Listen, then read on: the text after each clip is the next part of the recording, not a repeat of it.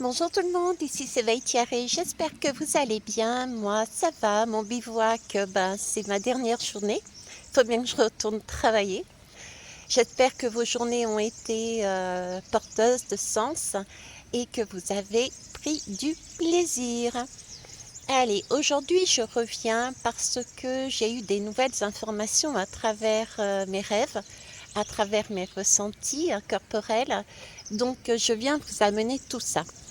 Sachant tout de même que les énergies vous avez été amenées au fur et à mesure, comme d'habitude, à travers des posts que j'ai mis dans la communauté, donc vous pouvez toujours aller les voir.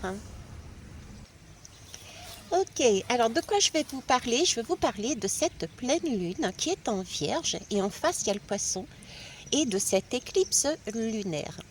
Alors, comment ça a commencé déjà, prenez du recul par rapport à ce que je vais vous dire parce que ça reste effectivement mes ressentis, mes perceptions que je transmets toujours avec plaisir et bonheur. Donc, ça a commencé par des rêves et par des prises de conscience dans ma propre vie qui m'ont amené justement à ce que je vais vous dire. Donc, écoutez-vous également. Ok? Prenez vraiment si ça fait sens pour vous. Alors, qu'est-ce qui s'est passé? Ce besoin de bivouaquer, ce besoin de se retrouver seul, comme je vous ai dit, d'être proche de j'allais dire de la lune, oui, d'être proche de l'eau. L'eau qui me parle aussi de communication,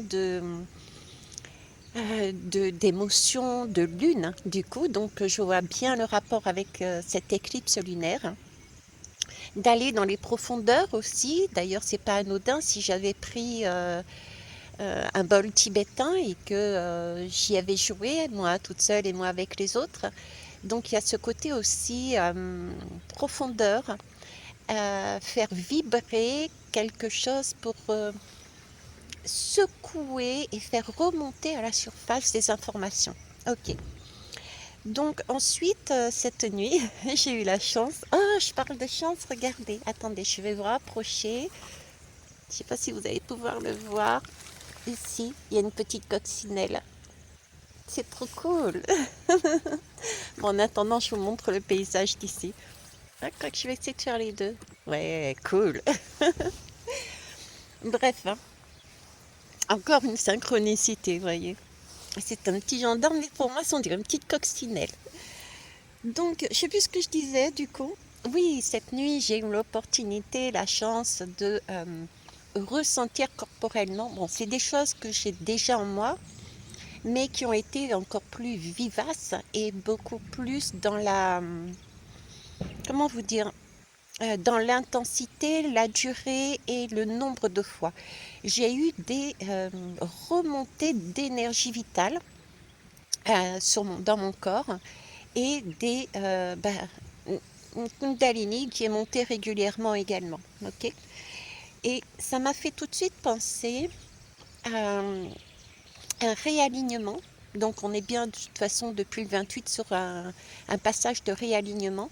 Donc un réalignement, une, une énergie, une sève, une envie de vivre qui se déplace, qui monte de plus en plus haut et qui nous élève. J'ai vraiment ce sentiment-là. Et quelque chose qui est porteur et qui nous donne du sens et une envie de vivre et de créer, de mettre au monde également, puisqu'avec cette Kundalini, c'est vraiment un partage, c'est vraiment remettre de la vie dedans et créer quelque chose.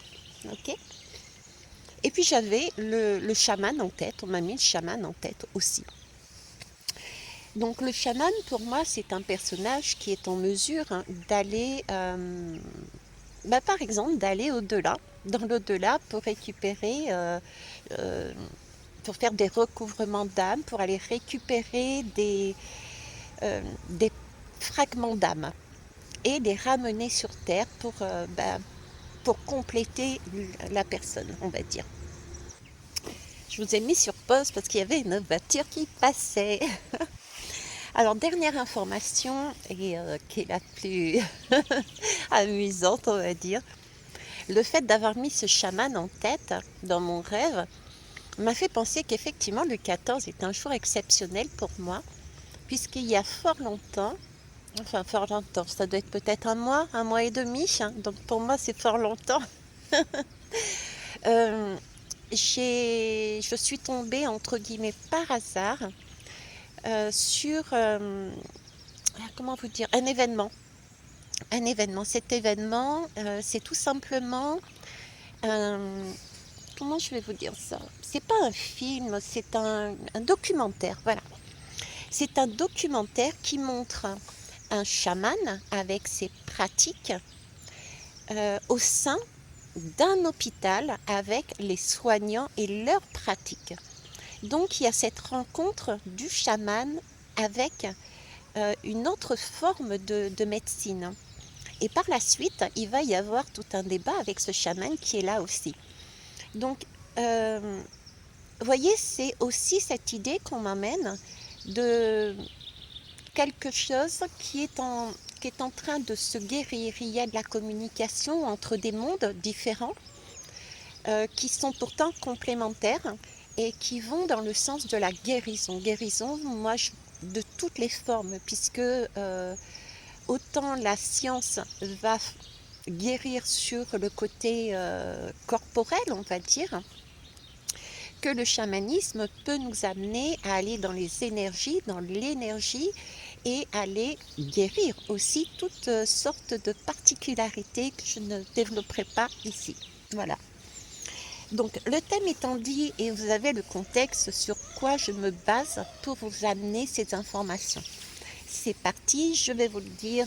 On parle d'une pleine lune en Vierge. Et en face, c'est le poisson. Je suis poisson. Donc je vais... Waouh. Cet axe me parle, vous voyez déjà. Bon, je reviens, je suis plus sérieuse. Cet axe me parle déjà vraiment de se connecter à son intuition. Et vraiment de prendre soin de soi. C'est ce côté bivouac que j'avais. Cependant, il faudra vraiment oser se remettre en question à cette période, vraiment se remettre en question, mais vraiment dans un objectif de s'améliorer. On est en Vierge, donc il y a beaucoup de lucidité, de bienveillance ici, mais qui nous demande d'ajuster, de distinguer l'essentiel du superflu. Poisson Vierge, c'est ça en fait. Le poisson est dilué, la Vierge est plus synthétique, on va dire. Je sais pas, c'est pas le bon terme, mais c'est celui qui me vient. Ensuite, il y a l'éclipse lunaire. C'est un événement qui est quand même rare. Il va y avoir une série d'éclipses, mais bon, là, on est sur le 14 mars. Et cette éclipse lunaire va nous amener vraiment dans nos profondeurs. C'est vraiment le sentiment que j'avais en utilisant ce bol tibétain. Et ça va être vraiment un travail profond sur nos besoins, mais pas seulement, c'est aussi sur nos relations. Parce que de base, je suis partie seule en bivouac et j'ai fait comme d'habitude de superbes rencontres. Donc on a passé énormément de temps ensemble et ça a été riche en partage, en expérience, etc. Donc on me parle aussi là d'un travail profond avec cette éclipse sur nos besoins, mais aussi sur nos relations. Du coup, j'ai envie de dire que c'est possiblement comme un coup de théâtre. Ouais, c'est ça. Ouais, coup de théâtre dans le sens où il va y avoir des rencontres. Des rencontres soit qui ne sont pas prévues, soit qui étaient déjà existantes. Mais en tout cas, il y a de l'ordre d'une, je dirais moi, avec ses profondeurs, ses coups de théâtre, ces choses inattendues. Pour moi, c'est de l'ordre du karmique en fait. Il y a des guérisons karmiques. Soit des rencontres karmiques, soit des guérisons karmiques. Il y a des liens profonds là qui peuvent émerger, qui peuvent réveiller des mémoires anciennes ou alors favoriser vraiment une transformation intense de relations déjà existantes. existante, pardon. En tout cas, une chose est sûre, c'est un grand portail de transformation et de nettoyage énergétique. Ce sont des prises de conscience, ouais, ce sont des prises de conscience et de renaissance intérieure. Et pour ça, il va falloir encore prendre, il va falloir lâcher ce qui doit l'être, retrouver notre véritable identité afin d'avancer, mais vraiment sur notre changement, notre destinée. C'est là-dessus qu'on me parle. Ok. Après, c'est amusant, mais ou pas, j'ai eu Isis et Osiris, que j'associe à mon rêve sur le chaman. Ne me demandez pas pourquoi, c'est arrivé quasiment en même temps, Isis, Osiris, le chaman, et avec cette journée du 14 mars. Alors, ce que je sais de cette histoire, je ne suis pas une spécialiste, c'était vraiment l'idée que Isis partait euh, à la recherche de son mari pour rassembler les morceaux de son mari défunt. Et ces morceaux ont été rassemblés avec tant d'amour que non seulement il va ressusciter Osiris, mais en plus, Osiris fut à nouveau capable de procréer avec Isis. Donc là, j'ai vraiment la mort, un corps dispatché, une identité dispatchée. Et là, Osiris me parle à travers ce chaman qui est capable justement d'aller au-delà pour récupérer ces fragments d'âme. On nous parle là de notre identité qui a été déchirée, fragmentée, blessée par des obligations, par des crises. Et le message que je retiendrai, c'est que on doit mourir pour renaître autrement. Et ça, il va falloir passer comme Isis l'a fait, c'est-à-dire on doit se structurer. On doit structurer notre foyer intérieur. On doit comprendre qui on est vraiment et clarifier notre vision avant de concrétiser quoi que ce soit. Je vous en ai parlé sur le dernier post. Prenez le temps avant d'agir.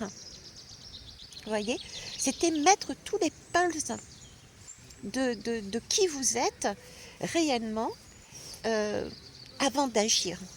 Voilà, c'était une idée de construire sur quelque chose de solide qui allait perdurer. Mais pour cela, il faut abandonner des dépendances, que ce soit émotionnelles, matérielles, affectives, etc. On doit se libérer des peurs et des schémas limitants qui nous emprisonnent. Et cette éclipse, ce chaman, cet Isis, cet Osiris, le poisson, la Vierge, tout me ramène à ça. Et vous me direz, Isis dans tout ça. Isis, c'est le travail d'unification après cette division. Il s'agit de se reconstituer entre guillemets Osiris, son Osiris. Avec cette lune et le soleil, c'est mettre aussi... parce que ce jour-là, le 14, on sera vraiment sur un alignement entre la Terre, la lune et le soleil. Donc avec cette idée d'Osiris, cette capacité avec Isis ensuite de mettre, de créer. Donc je crois que c'était Horus de mémoire. Je suis pas sûre, franchement je suis pas sûre. Mais en tout cas de créer quelque chose de nouveau dans la matière, donc dans la terre, sur terre, ok. Et puis ensuite on a la lune et le soleil, c'est le yin et le yang. C'est aussi cette idée-là, d'accord. Et cette lune et ce soleil qui vont être dans cet alignement de cette terre, c'est mettre en lumière, c'est un peu... Je m'excuse, mais ils sont en train de me donner un truc là. C'est la lune et le soleil qui se courent après, et puis c'est un moment où justement tout est aligné pour comprendre en fait. C'est mettre en lumière ces peurs et ces blessures qui nous ont égarés. Et c'est le moment justement de reconstruire et de récupérer ces parts de nous-mêmes que nous avions mis de côté. En fait, c'est vraiment l'invitation à renaître et à devenir entier, entière, authentique, c'est vraiment un appel à la résurrection. Alors, je vais finir sur deux informations. Ça va être, je vais reprendre les dates. Le 14 mars 2025, on nous parle là. Si j'additionne le 14, ça nous donne... alors déjà le 14 dans la lame du tarot, c'est la tempérance. Donc la tempérance est un temps de errance. On prend le temps... Ah, je sais pas si j'ai... Alors attendez, je vais mettre sur pause. Bon, j'ai pas le bon tarot, enfin celui que j'avais en tête, mais je vous montre. En fait, la tempérance, c'est un temps de errance, comme je vous disais. Je vais mettre là. C'est un temps de errance qui nous permet justement de faire le point sur nous. Décidément, j'ai mis sur pause parce qu'il y a eu un chassé-croisé entre deux voitures. Je suis pas très loin d'un parking, c'est pour ça. Et je me marre parce que en attendant, donc patience, j'avais vraiment les mains dans cette position. Bref, donc on nous parle ici de patience. Et je vous disais tout à l'heure, la tempérance, c'est un temps de errance. Un temps de errance. Et sur la lame de tarot que j'avais en tête, c'est une femme à moitié dénudée, donc qui est dans son authenticité, sa vulnérabilité, et qui a deux cruches d'eau qui passent d'un côté et de l'eau d'un côté d'une cruche à l'autre. Vous voyez, elle pèse, elle sous-pèse, elle voit qui elle est. Elle met ça en exergue. Donc là, le 14, c'est vraiment cette lame de prendre patience et de se poser les bonnes questions, d'être honnête avec soi-même, de voir qui on est, qu'est-ce qu'on veut, etc. Le 14, si on additionne, c'est le 4 et le 1, c'est le 5. C'est donc vraiment s'engager avec soi-même. Avant de s'engager avec les autres, penser, ça part toujours de soi. Donc c'est être honnête avec soi-même, avec son âme, c'est se reconnecter à son masculin, à son Osiris et à son Isis intérieur, avant de l'être à l'extérieur. Ok? Donc j'ai vraiment cette idée d'engagement pour quelque chose de solide. On se reconnecte à son âme, à son âme profonde, qui a été outragée, blessée, dispatchée. Après Mars, c'est dans le tarot, c'est la lame. Oh, j'aurais pu la chercher en même temps, tiens. Dans le tarot, c'est la lame de l'impératrice. Donc c'est bien quelque chose, l'impératrice, c'est une femme qui est enceinte. C'est une femme qui est enceinte, donc il y a cette idée, vous voyez, avec Isis et Osiris, de pouvoir recréer quelque chose. Et elle est en amour avec elle-même et elle prend soin d'elle, elle prend soin de cet enfant intérieur. Donc prenez le message, c'est aussi prendre soin de son enfant intérieur, de prendre soin de ses fondations. Pareil, je n'ai pas le bon tarot avec moi, l'original on va dire, mais sur cette lame de l'impératrice, on la voit proche d'une rivière, et cette rivière qui arrive, qui passe en souterrain, d'accord, donc c'est une rivière souterraine, donc on est encore sur du karmique. Si cet amour de cette mère, cette impératrice, si elle ne prend pas soin de son intérieur, de son enfant intérieur, cette eau, de manière souterraine, va faire un peu plus loin dans le mandala du tarot, va faire écrouler la tour, qui est celle de l'orgueil, de l'ego. Donc cette lame est très importante.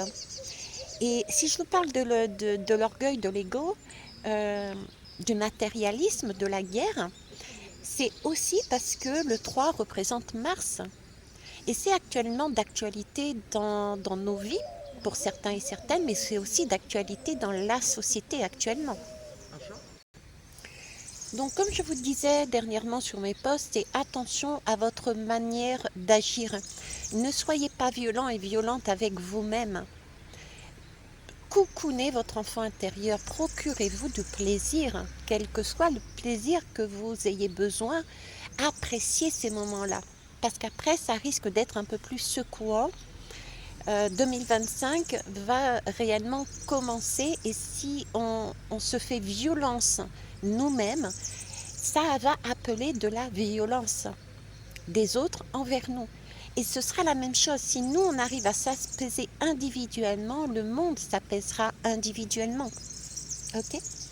Après, on arrive sur du 9. Le 9, c'est l'ermite. Je vous en ai parlé de l'ermite.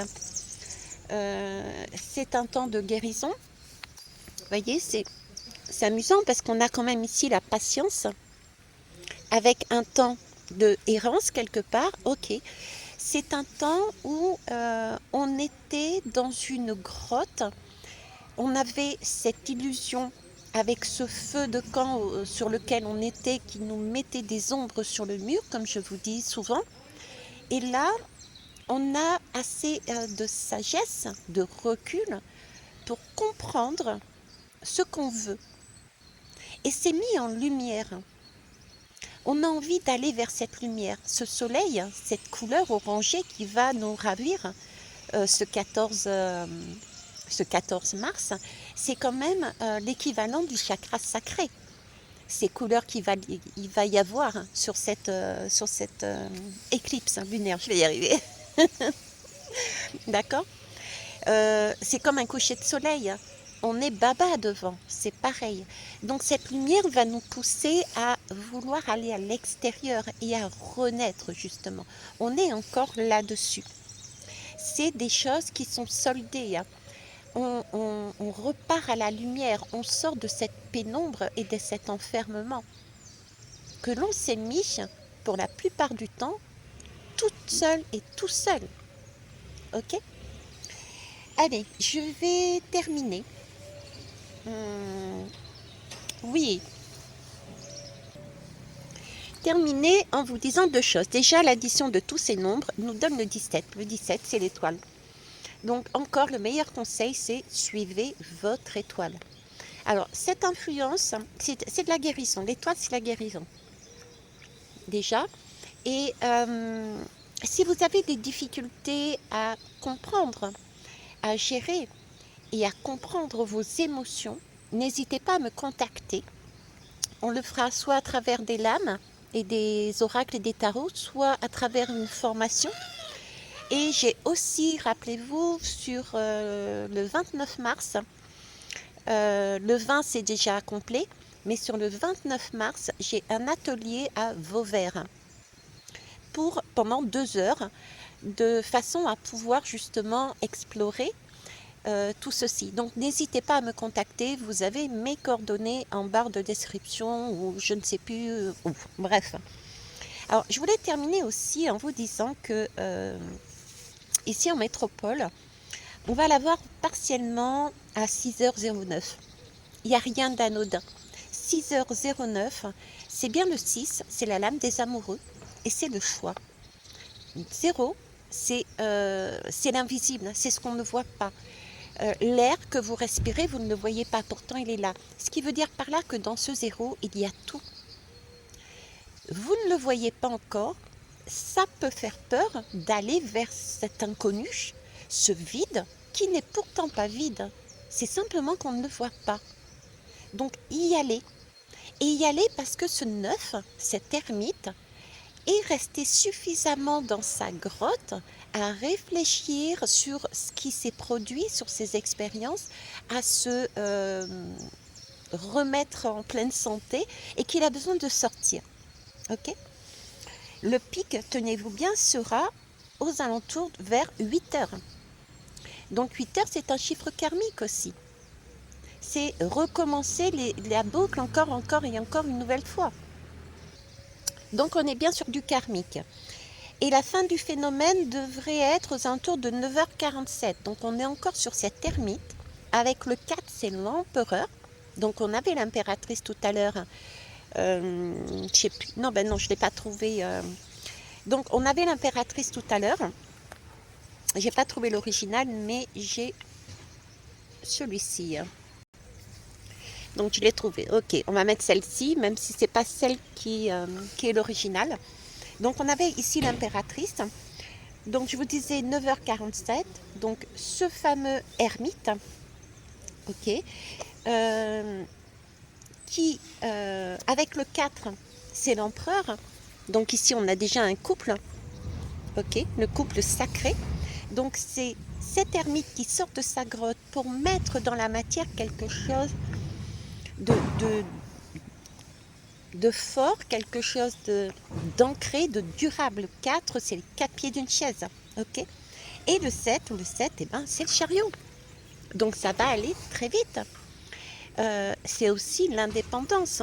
Je le compare très souvent aussi, ce chariot, à une élévation, puisque ça part de la terre pour aller vers le ciel. C'est cette énergie vitale que j'ai eue en moi cette nuit, c'est cette Kundalini, ces énergies vitales, ces Kundalini qui sont par vagues montées de bas vers le haut.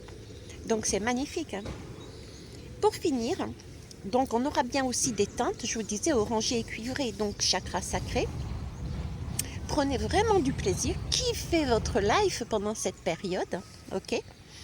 Et les plus chanceux, eh ben, qui verront en fait dans la totalité cette éclipse, eh ben, ce sera la Martinique et la Guadeloupe. Donc si je peux résumer, c'est le 14 mars de cette année. C'est un événement avec cette éclipse lunaire en plus. C'est un événement qui va faire travailler notre chakra sacré, nos fondations, qui va nous permettre de nous révéler, de récupérer toutes ces parts de notre identité qui ont été blessées afin de restructurer de manière solide grâce à des remontées karmiques. Donc il y a des nœuds qui vont se dénouer pour aller sur une transformation qui va être somme toute rapide et vive.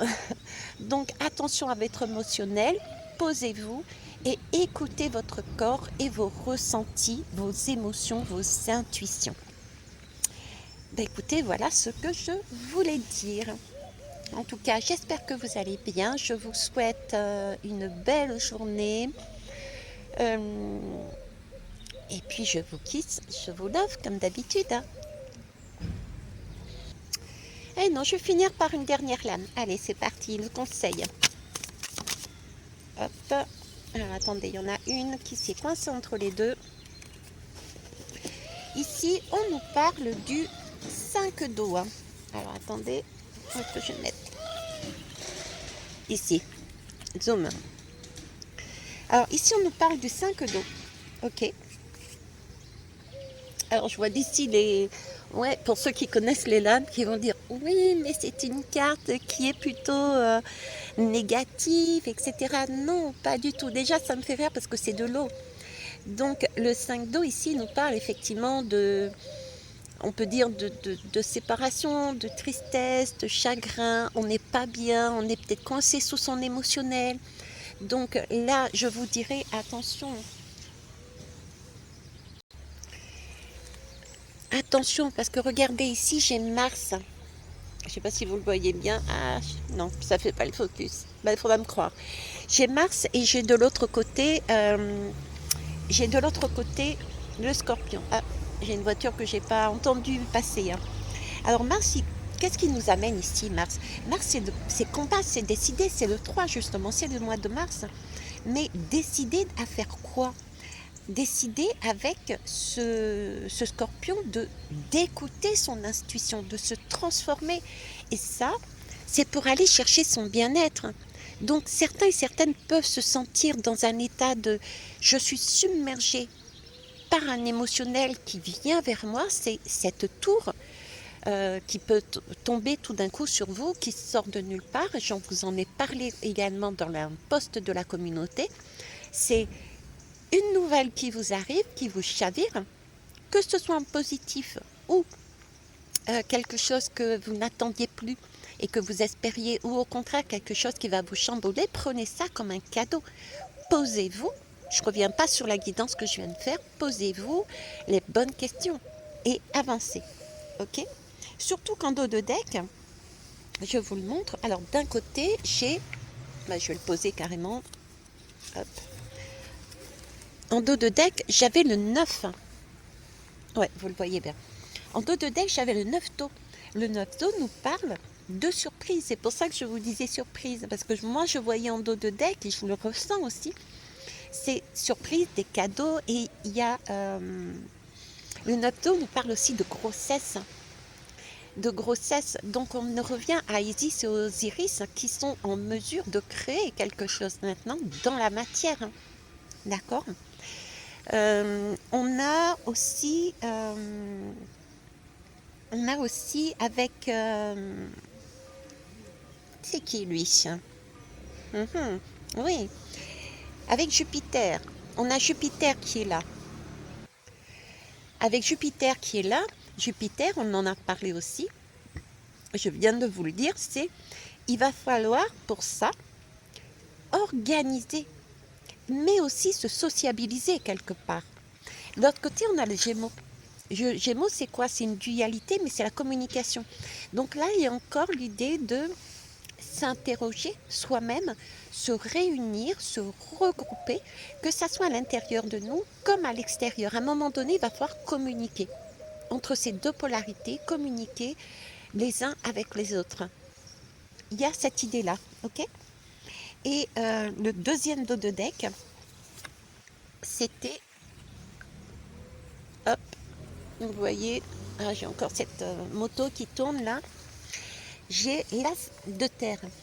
L'as de terre, c'est une réussite tout simplement. Hein. C'est un nouveau départ. C'est le soleil. Le soleil, c'est le masculin, c'est la joie, c'est l'être, c'est le vouloir, c'est mettre en place, d'accord, c'est se montrer, ok. Et on a aussi de l'autre côté, c'est chose qui est importante, on a le taureau. Donc c'est effectivement vouloir, c'est être, c'est le masculin, mais c'est sous l'énergie du taureau, donc de l'amour, d'une certaine spiritualité. C'est pas de l'ego. Voilà ce que je pouvais vous dire. Sur ce, je vous laisse pour de bon. Bisous, bye bye.